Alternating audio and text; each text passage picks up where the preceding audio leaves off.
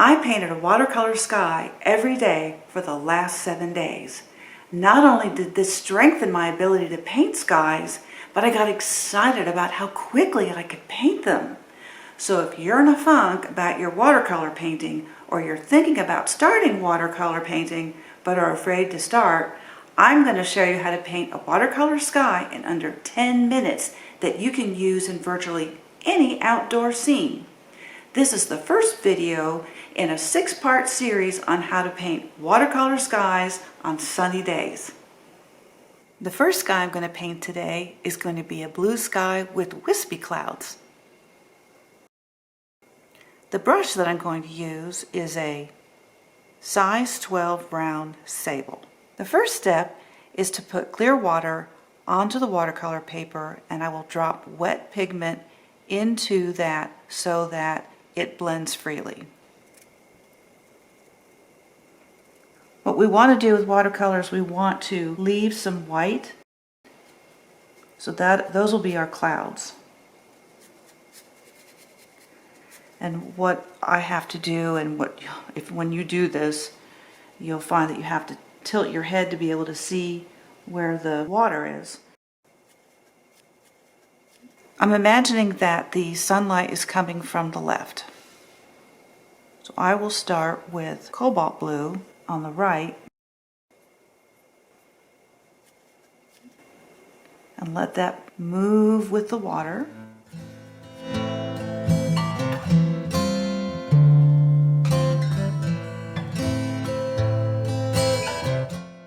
Then I'm going to add some manganese blue hue, because skies are not just one color.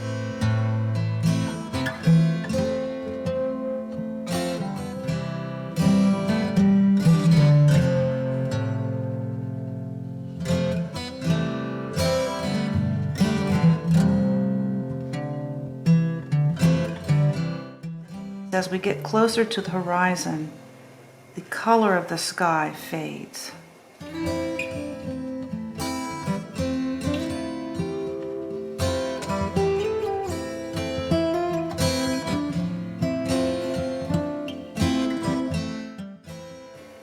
Another thing that you can do is that you can put a little bit of pigment on your brush and make it a little bit light.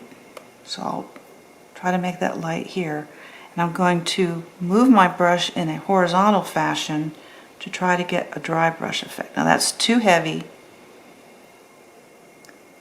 There, and now you can see that I'm getting some little spots of color, because I'm trying to make the clouds look like they have breaks in them. And you'll see that, I think these are called cirrus clouds when they're just very light and wispy. I'm not a meteorologist, so I'm not sure about that, but I think that's what it is. I'm going to move this so I can work a little bit more easily.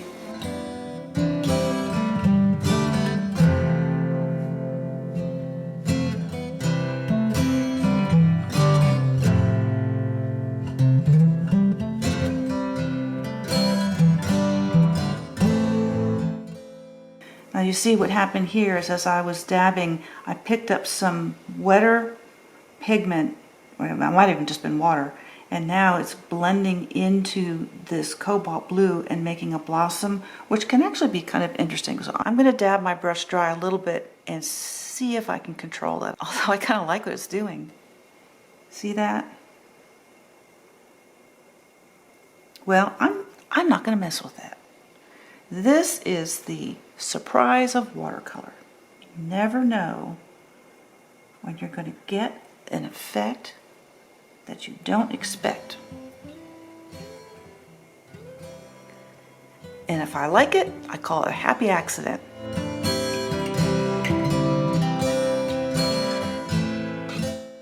Now I'm trying to dry off my brush a little bit more to get it even drier, because I'm going to come in and I'm going to soften that edge right there. And this one, so I'm lifting is what I'm doing. I'm lifting pigment.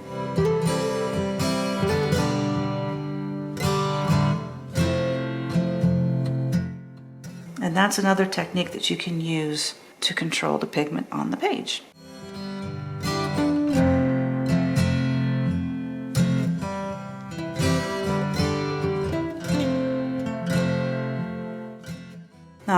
Just looking at this a little bit to see what I think and see if I want to add a little more color.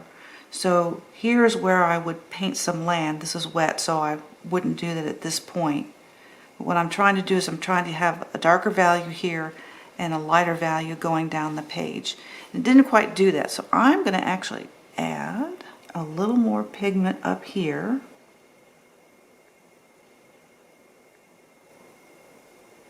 So that we get more of that change in value from darker to lighter as we are looking from up in the sky down towards the horizon.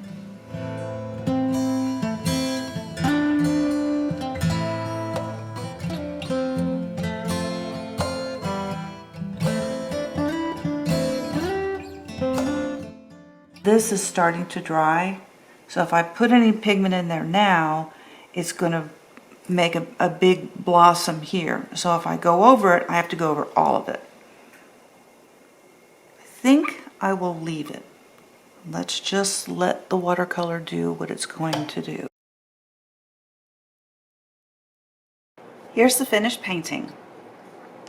You can see these different loose effects that I achieved by either painting wet into wet or putting water into a wash that already happened. You can see some sort of interesting effects here.